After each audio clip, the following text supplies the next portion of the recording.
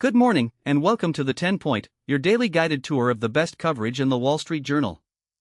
I'm your host, and today is Wednesday, August 12, 2026. We've got a packed edition today, from a pivotal Democratic primary in Wisconsin that's sending shockwaves through the party's progressive flank, to the unraveling of a New York mayor's political honeymoon, a European border system that's turning summer travel into a lottery, and a $3 trillion question haunting financial advisors everywhere. Let's dive in. We begin in Wisconsin, where Democrats chose David Crowley as their nominee for governor in a close-run race that's being read as a significant moment in the party's ongoing internal struggle.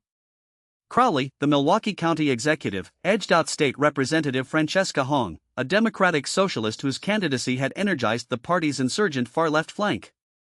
The margin was narrow, unexpectedly so, and that tightness is the story.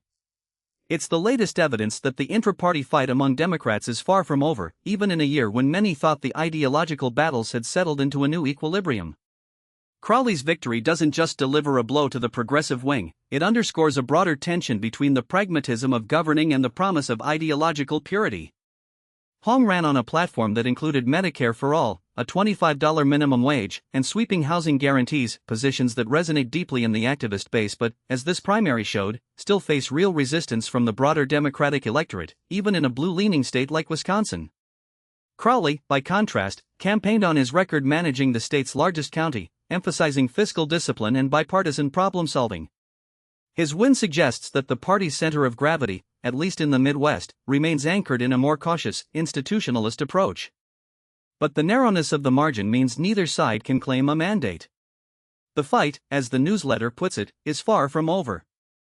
And speaking of fights, the harsh realities of governing are catching up with another prominent Democratic socialist, this one in New York City. Mayor Zoran Mamdani was riding high earlier this summer. He'd fulfilled a campaign pledge to tax the wealthy, helped elect 3 progressive congressional candidates, and even handed the victorious Knicks the keys to the city in a celebratory moment that felt like a high watermark. But since then, the streak has turned. Mamdani is facing growing discontent on multiple fronts. His anti-Israel rhetoric has alienated key constituencies and drawn sharp rebukes from within his own party. Slights to the business community, including offhand dismissals of corporate concerns and a perceived hostility to private investment, have fueled a narrative that he's governing by slogan rather than substance. And then there's the messy launch of his pied-à-terre tax, a signature policy aimed at vacant luxury apartments that has been plagued by implementation delays, legal challenges, and confusion over enforcement. What was supposed to be a clean win for housing advocates has become a case study in the gap between campaign promises and administrative capacity. The honeymoon, as the headline says, is over. And for a mayor who rose on a wave of progressive optimism, the question now is whether he can pivot from movement politics to the grind of city management without losing the coalition that brought him to power.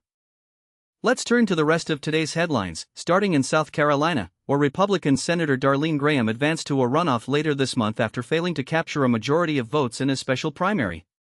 The fact that an incumbent and a high-profile one at that couldn't clear the 50% threshold on the first ballot speaks to the continued volatility in Republican politics, even in deep red states. The runoff will test whether the anti-establishment energy that has roiled GOP primaries for cycles can still topple a sitting senator, or whether incumbency and institutional support still carry the day. Overseas, Iran is defying U.S. pressure by becoming what analysts are calling a survival economy.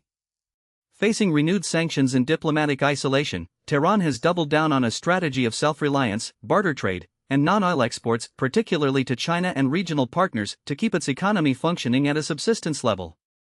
It's not growth. It's not stability. It's survival. And the regime is betting that it can outlast Western resolve, using a combination of nuclear brinkmanship and economic adaptation to bleed the pressure campaign dry. The question for U.S. policymakers is whether this survival mode is sustainable indefinitely, or whether the internal pressures, inflation, unemployment, a restive youth population, will eventually force a crack. Back in New York, the city is investigating 4 prediction markets, including Polymarket and Kalshare, for alleged deceptive marketing practices and targeting minors. These platforms, which let users bet on everything from election outcomes to economic indicators, have exploded in popularity, especially among younger, tech-savvy users. But regulators are increasingly concerned that the line between financial product and gambling app is being blurred, and that marketing tactics, influencer promotions, gamified interfaces, sign-up bonuses are drawing in users who don't understand the risks. The investigation could set a precedent for how these platforms are regulated nationwide, and whether they're treated as exchanges, gaming operators, or something entirely new. Across the Atlantic, Harrods, the iconic London department store, is seeking to recoup sexual abuse settlement costs from the family estate of its late former owner, Mohammed Al Fayed. The move follows a wave of allegations that surfaced after Al Fayed's death, detailing decades of abuse enabled by his position and power. Harrods has already paid out substantial settlements to victims, and now the current ownership, Qatar's sovereign wealth fund, is pursuing the Al Fayed estate to recover those costs. It's a rare case of a corporate entity chasing a former owner's estate for liabilities tied to personal misconduct, and it could open the door to similar claims against other estates where institutional knowledge and complicity are alleged.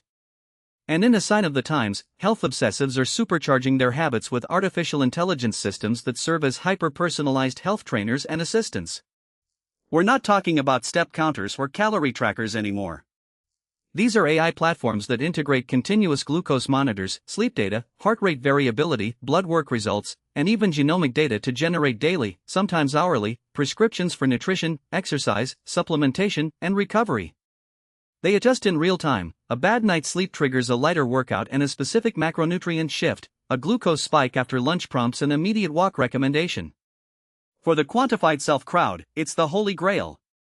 For physicians, it's a frontier of both promise and peril, unprecedented adherence and data richness, but also risks of over-optimization, false precision, and the erosion of clinical judgment. The market is moving fast, and regulation is, as ever, playing catch-up. Now, let's talk markets.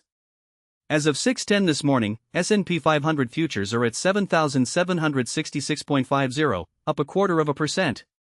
Dow Jones Industrial Average futures sit at 53,944, up 12 basis points.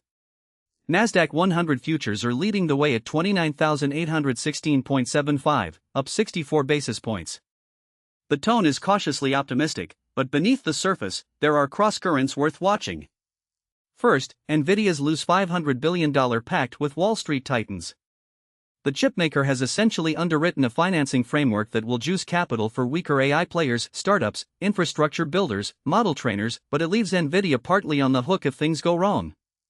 Think of it as a vendor financing program on steroids. Nvidia commits to buying back or supporting debt tied to GPU clusters deployed by second and third-tier customers, effectively guaranteeing their ability to pay. It accelerates adoption, locks in demand, and extends Nvidia's moat. But it also concentrates risk. If the AI build-out slows, if models plateau, if revenue models fail, if a recession hits, Nvidia could find itself holding a portfolio of distressed assets tied to its own hardware. It's a brilliant strategic move, and a massive balance sheet bet. Second, Bank of America said it plans to inject $250 billion into an infrastructure push to boost U.S. investments in data centers, energy, and critical minerals.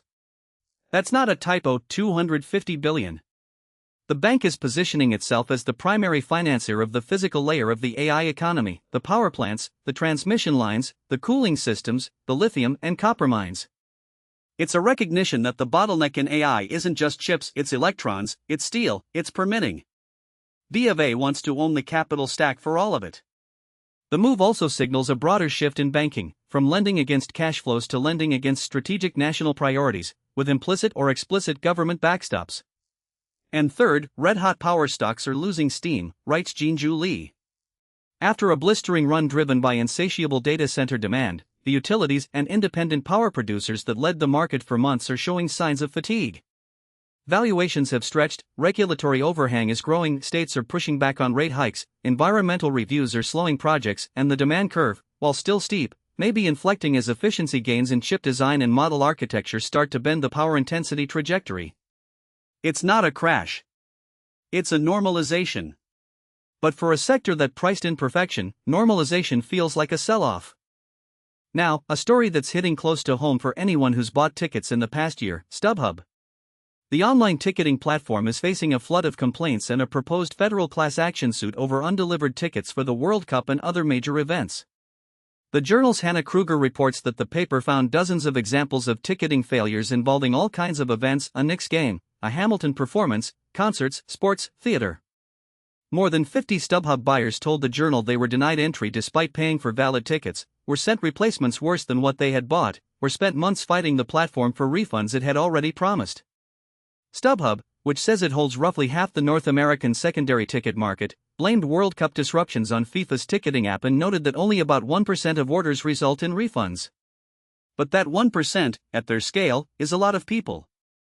And the pattern: delayed delivery, invalid barcodes, customer service ghosting suggests a systemic operational breakdown, not just a FIFA glitch. The class action alleges deceptive practices, breach of contract, and violations of consumer protection laws. For a company that built its brand on fan protect guarantees, this is an existential reputational threat. And with earnings due today, the market will be watching closely. Speaking of travel nightmares, Europe has a new passport system, and it's driving travelers crazy. The European Union's entry/exit system (EES) relies on facial recognition and fingerprints instead of the age-old practice of getting your passport stamped at a booth. The government says it will speed things up and improve security. For now, though, EES has become the curse word of the summer for some Europe-bound US travelers. Our travel columnist Dawn Gilberton's experience underscores the crapshoot. She faced chaos in Lisbon but relatively smooth sailing in Paris and Rome this month. Tech glitches happen. Staffing shortages crop up. You might breeze through or be stuck in line for a few hours, sometimes on the same trip. The system is being rolled out in phases, and the inconsistency is the problem. Airports have different hardware, different staffing levels, different levels of preparedness. Some have dedicated EES kiosks, others are still using manual booths as backup. The biometric enrollment fingerprints, facial scan, is required for first-time visitors since the system launched, and that adds minutes per person. Multiply that by a plane load of Americans arriving at once, and you get the lines we're seeing. Gilberton's advice: enroll early if you can, travel light, avoid tight connections, and for the love of all that's holy, don't book a 40-minute layover in Frankfurt. The system will get better. But this summer, it's a lottery. Let's lighten the mood with a piece of real estate unlike any other. A circular house overlooking Highway 101 in Novato, California, is on the market for the first time ever. Built in 1963 by Sam Harkleroad, a tinkerer who dotted Marin County with unconventional dwellings before he died in 1993, the house rotates 320 degrees. That's not a typo, it physically rotates, on a central bearing, so the owner can chase the sun or the view. The roundhouse is one of 7 residences on a 2.25-acre site next to the freeway. The land and buildings, all 7 of which are tenant-occupied, are listed at $3.3 million. It's fascinated generations of commuters who've watched it spin slowly from the highway, a mid-century modern UFO planted in the North Bay. Harkleroad was an eccentric genius. He built homes from salvaged materials, experimented with tension structures, and once constructed a house that hung from a single cable. This rotating gem is his most famous work, and it's a time capsule of a very specific, very Californian kind of optimism, that technology could make life not just easier, but more delightful. Now, happening today, a total solar eclipse will darken skies across Greenland, Iceland, and parts of Spain, continental Europe's first since 1999. The path of totality cuts across the North Atlantic and into the Iberian Peninsula, giving millions a rare midday darkness. If you're in the zone, enjoy it safely. Economic data: the Labor Department releases the July Consumer Price Index. This is the big inflation print for the month, and markets are pricing in a modest cooling. Core CPI expected to tick down to 3.2% year over year. But the sticky services components, shelter, auto insurance, medical care, remain the wildcards. A hot print could reignite rate hike fears, a cool one could cement the September cut narrative. Earnings today: Cisco Systems and StubHub. Cisco will give us a read on enterprise networking spend, a proxy for AI infrastructure build-out, and StubHub, well, we just talked about them. The number of the day: more than $3 trillion. That's the mountain of cash individual investors are holding in retail money market funds, hovering near a record high according to the Investment Company Institute. And that doesn't include the trillions of institutional dollars sitting in money market funds. Advisors are struggling to convince clients to deploy those funds into bonds or other investments, even as average money market yields have fallen. The psychology is simple: after years of near-zero rates, 5% risk-free felt like a gift. Now that it's slipping toward 4%, investors are paralyzed. They don't want to lock in lower yields, but they're also afraid to reach for duration or credit risk. It's a classic cash trap. And with $3 trillion on the sidelines, the eventual rotation, whenever it comes, could move markets violently. And finally, a delightful closer. When James Fleming and Michaela Schifferl couldn't decide whose surname their future children would carry, they hosted a 12-event family Olympics at their wedding, complete with an Easter egg hunt and a 50-meter sprint to let the competition decide. Fleming won, so the kids will be Flemings. While nearly 80% of women in opposite-sex marriages in the U.S. take on their spouse's last name, others are turning to custom-blended surnames, pitch decks, or athletic tournaments to settle the debate. The Family Olympics included events like a trivia contest, a cooking challenge, a dance-off, and yes, that 50-meter sprint in formal wear. It was joyful, absurd, and deeply personal, a reminder that traditions are made to be remixed. Before we go, a quick note from beyond the newsroom. In opinion, the argument that Trump is making the same blunder as Biden officials in trying to coerce states into toeing his administration's line on vaccines. And on Wall Street Journal by Side, the best financial advisors for retirees can help you manage your retirement income and minimize your tax burden to help ensure your nest egg lasts throughout your life. That's your 10-point for Wednesday, August 12, 2026. This edition was curated and edited by Morgan Smith and Brian E. Watson in collaboration with Editor-in-Chief Emma Tucker. Thank you for listening. We'll be back tomorrow with another guided tour of the journal's best. Have a great day.